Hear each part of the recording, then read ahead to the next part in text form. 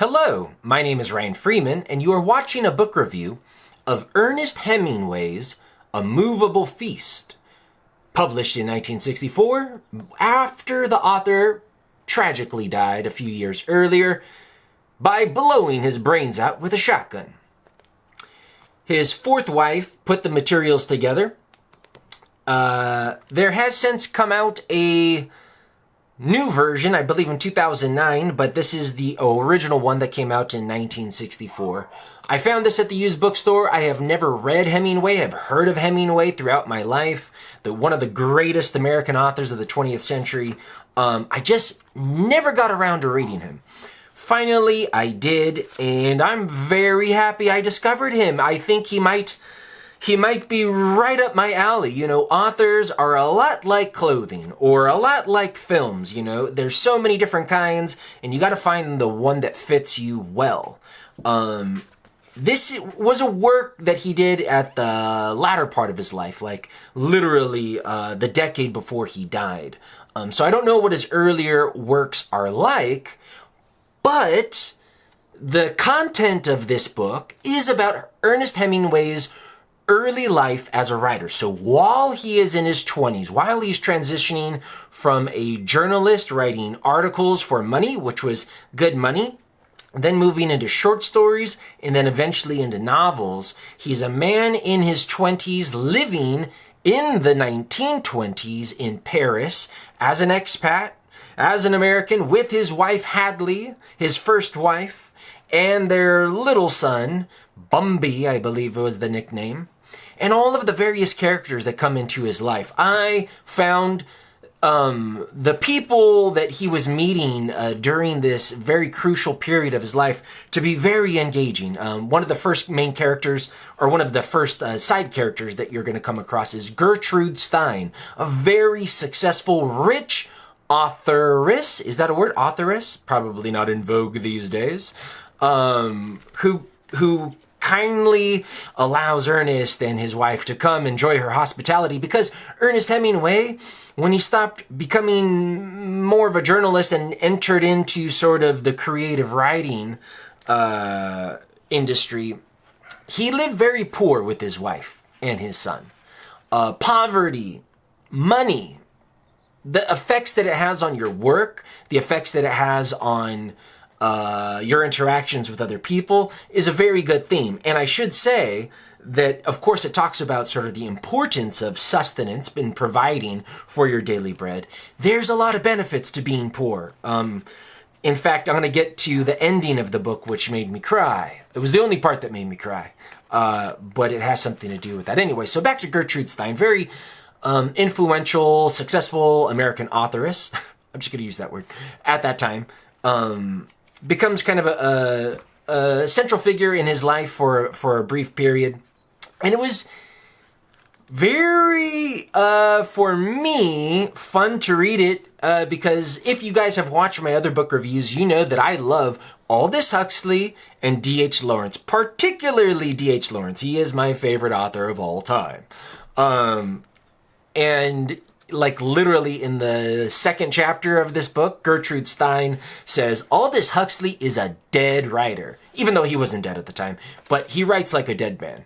And D.H. Lawrence, my favorite English author, writes like a sick man. So, because Hemingway was reading these two. So I found that curious that Hemingway was also reading those guys, although they were very famous at that time, that Gertrude Stein had not a lot of good things to say. But Hemingway goes on to say, Gertrude Stein never says a good thing about any writer who hasn't helped her career. She only favors the people who have helped advance her career. And she tells Hemingway, you gotta only write things that sell. Later on in the novel, A Movable Feast by Ernest Hemingway, he meets a poet who's not ambitious, who writes and enjoys obscurity. And I think Ezra Pound, a very famous or infamous, go ahead and Google Ezra Pound, poet of the 20th century, says we need more obscure unambitious writers. It adds more mystery to the world. So the philosophy of whether you should be very ambitious or a little more pure and even mysterious, I thought that was fascinating. Lots of food for thought, but not a very dense novel. Not a difficult novel to read at all. It's actually not a novel. Why do I call it a novel? It's a memoir. Oh my gosh. So unprofessional. It's a memoir. So there's a lot of gems of wisdom, but it's not like deep philosophy. Hemingway has a very casual way of writing about the things that goes on. Him and his wife do a little traveling. He meets other influential characters like James Joyce. He cites Aleister Crowley, the wickedest man in the world, walks past them, gives him a weird look. He meets and has adventures with F. Scott Fitzgerald. I think that's how you say his name. The writer of The Great Gatsby, and how his wife Zelda had a very corrupting influence and tarnished his ability to write. This is a fantastic memoir, not novel, fantastic memoir for anyone out there that is involved in a creative endeavor, specifically writing, but I think it extends to all creative activities because he gets into the factors that went into him having a successful day as a writer. Not only the factors such as luck or the people he ran into or hunger or food and alcohol, all of these things he talks about throughout the novel, but as well as I don't know what I was saying, but what helped and what hindered his creative process, what helped and what hindered his life. And a very significant portion of this novel that is very endearing and I think will touch you is his relationship with his wife at that time, Hadley. She is the perfect partner. It's not easy to be married to a struggling artist or a struggling writer. Artists and writers, until they become famous, their focus is on their work, and sometimes it doesn't sell. And so you might see everyone eating in the nice hotels, but you and your husband need to have a picnic in the park instead. You have to be very creative. And she didn't mind that. She totally supported her husband.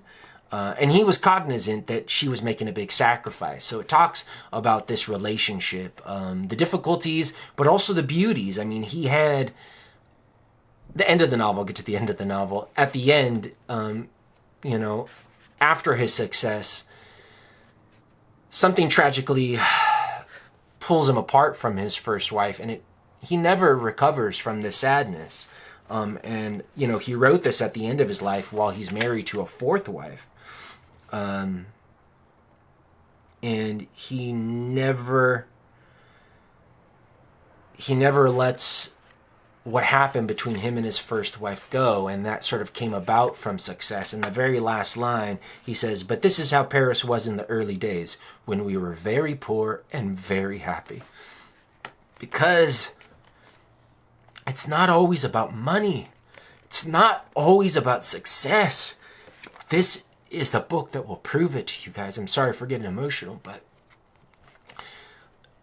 this book touches on a very deep part of life. But like I said, it's not like it ripped me apart throughout the novel, memoir, like other authors have before. It's just that it has like a nice soft cadence. There's a lot of funny parts. There's a lot of insightful parts. It's very casual. But what happens at the end, after you've become very attached to his relationship with Hadley, it sort of really touched me in a very deep part. I don't know if that made sense, guys. I highly recommend it if you are a writer, a creative artist in any capacity, and want some insight from one of the most famous writers of the 20th century. If you just like reading about life, or you're interested in Paris and the cafes and what life was like, how World War I influenced the lost generation, the young people who are coming into their life after the end of the World War. If you're interested on how being married to a good wife versus a very destructive wife could influence your creative output. Good friends, bad friends, what life was like, different opinions. I highly recommend it. A Movable Feast, published in 1964, written by Ernest Hemingway. That will be all. Thank you for watching. Bye.